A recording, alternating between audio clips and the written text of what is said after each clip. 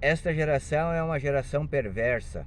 Pede um sinal, mas não lhe se dará outro sinal, senão o sinal do profeta Jonas. De que geração Jesus? Com que geração Jesus está falando? Jesus está falando com a geração dos judeus.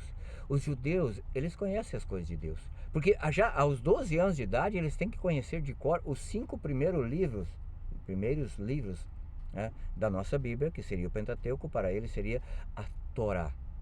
No entanto, mesmo eles conhecendo, sabendo das coisas de Deus, acusaram Jesus, né, de expulsar demônio de um homem através da força do chefe dos demônios. Então Jesus quer falar para eles, nessa mensagem dura, de que eles, sendo a raça eleita, estão vivendo como pagãos.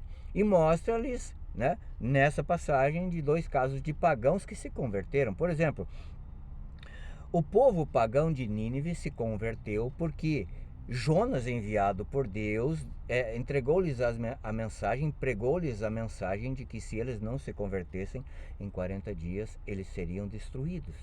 E eles se converteram, né? Vejam, a quaresma, eles se converteram. E Deus desistiu de destruí-los.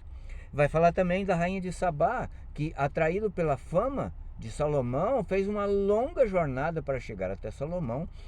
E diante de Salomão reconheceu que toda aquela sabedoria, né, nos atos, nas construções que ele fazia, no pensamento dele, né, aquilo que ele falava, não poderia vir de um homem, que existia um Deus por trás disso, né, e iluminando ele. Então ela acreditou.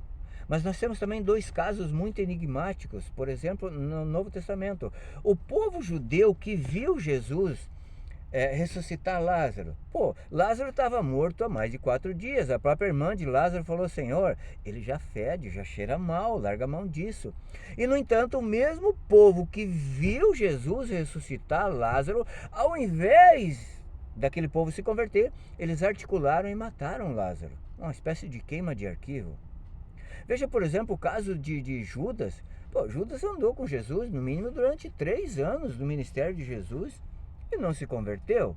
Ele viu tantos milagres, centenas de milhares. O próprio João vai falar no livro de João, capítulo 21, 25. Jesus fala assim, perdão, ele diz assim: Jesus fez ainda muitas outras maravilhas. Se fossem escritas por uma, o mundo inteiro não poderia conter todos esses livros. E Judas não se converteu. Mas o porquê que existem casos de conversão difíceis e casos que não se convertem ainda hoje no meio de nós? Santo Tomás de Aquino nos explica, né, de uma forma escolástica, que para que a gente se converta, devem existir 2 revelações. A revelação externa, que é a palavra de Deus que chega no nosso coração, né? Chega no nosso coração, a revelação externa. Mas tem que existir também a revelação interna do nosso coração, que tem que se abrir para as coisas de Deus. Então, quando vem a pregação, a revelação externa se une à revelação interna, então acontece um ato de fé. E é por esse ato de fé que acontece a nossa conversão. E somente nós iremos para o céu se nós nos convertemos. Porque, como diz aqui a palavra, no dia do julgamento, o povo de Nínive, né, e a rainha de Sabá se levantariam contra eles para testemunhar contra eles. Mas para nós existe um agravante ainda maior, porque no Antigo Testamento, com raras exceções, o Espírito Santo ele se revelava. Com raras exceções, ele iluminava as pessoas. Eram alguns poucos reis, né, uns profetas que tinham a ação do Espírito Santo. Nós, a partir da morte e ressurreição de Jesus, nós temos o Espírito Santo à nossa disposição 24 horas. Então, a pergunta que Jesus nos faz nesse dia de hoje é: no dia do nosso julgamento, nós teremos diante de nós o testemunho do povo de Nínive, o testemunho, né, do Espírito Santo. Nós teremos diante de nós o testemunho da rainha de Sabá?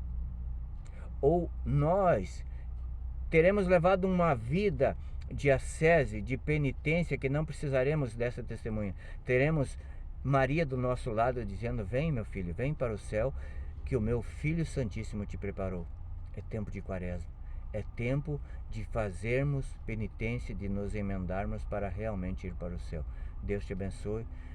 Viva essa quaresma com intensidade, para poder ouvir: vinde benditos do meu Pai, para a glória eterna.